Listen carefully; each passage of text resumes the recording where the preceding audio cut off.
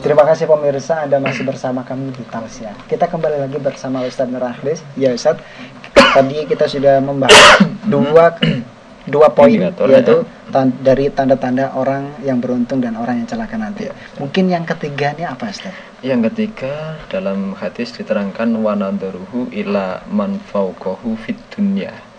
Orang yang selalu melihat atau membandingkan kepada orang yang di atasnya untuk urusan duniawiyah. Untuk urusan harta benda, orang ini selalu membandingkan yang lebih atas. Lah, kalau orang ini selalu membandingkan soal harta benda kepada yang di atasnya, ini tidak akan pernah syukur Mas Edi nanti. Yang ada selalu kurang. Nanti ada tetangga beli kulkas, dia kademen. Ada yang belakangnya beli mobil, dia semaput. Kan kasihan kan seperti ini. Ini adalah akan membuat hati itu kemerungsung. Akhirnya penyakit-penyakit yang ada dalam hati, apakah bentuk serakah, bentuk hasud, bentuk arogan, itu nanti akan berhamburan kan keluar itu.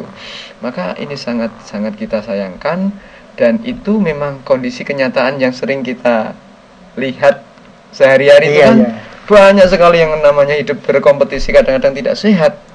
Ya mohon maaf, kadang-kadang ya sesama tetangga itu tidak saling rukun tapi saling jor-joran.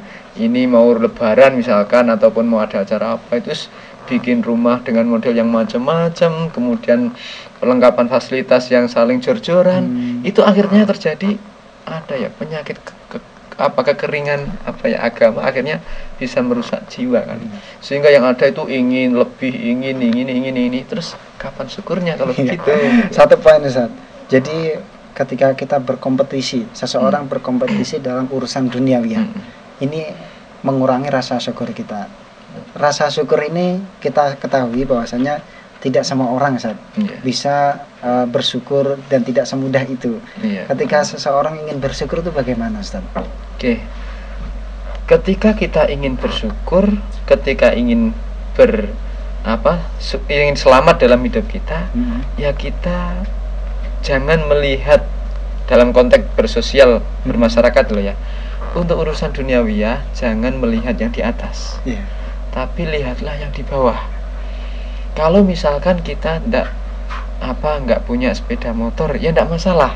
Kita nggak punya mobil, nggak masalah. Toh tetangga kita masih ada yang jalan kaki, masih ada yang bawa sepeda, misalkan dalam konteks seperti itu.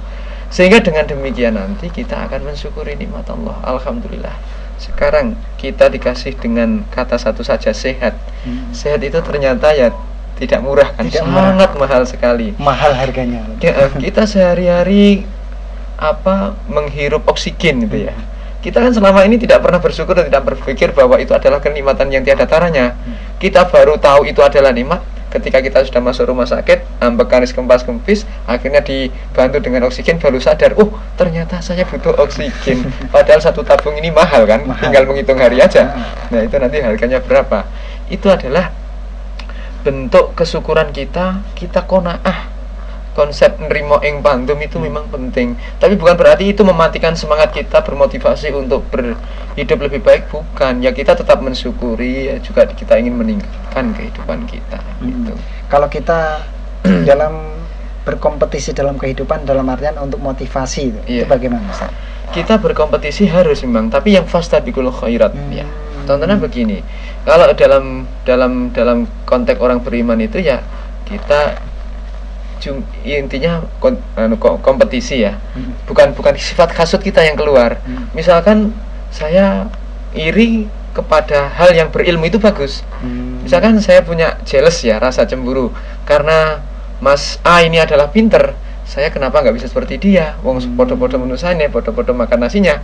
Lah saya iri di dalam ilmu, itu bukan iri sebetulnya, kayak kompetisi. Itu boleh.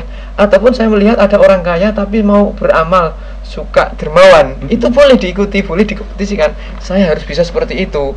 Jangan sampai itunya yang kepengen kaya tapi bakhil. Tapi yang dilihat kekayaan itu, dan dia itu sendiri orangnya juga dermawan, itu boleh. Ada orang ahli ibadah, kenapa saya tidak seperti itu? Ada orang berilmu pinter, saya harus bisa seperti itu.